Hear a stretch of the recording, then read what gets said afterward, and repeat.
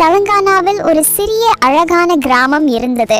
அந்த கிராமத்தின் பெயர் நூராபாத்.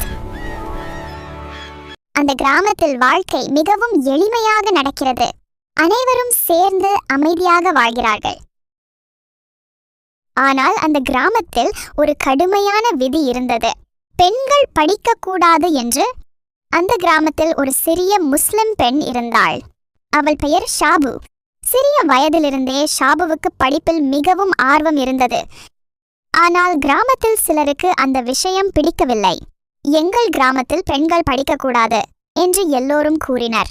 அந்த வார்த்தைகளை கேட்ட ஷாபு மிகவும் வருத்தமடைந்தாள். ஆனால் ஷாபு தனது கனவை விடவில்லை.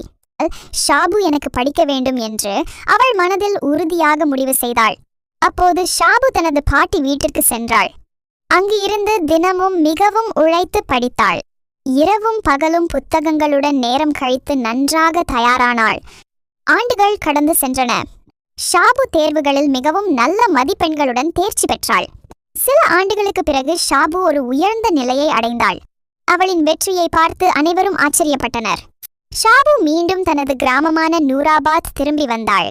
அப்போது கிராமத்தவர்களுக்கு தங்களின் தவறு புரிந்தது. பெண்களும் படிக்க வேண்டும் என்று அனைவரும் முடிவு செய்தனர்.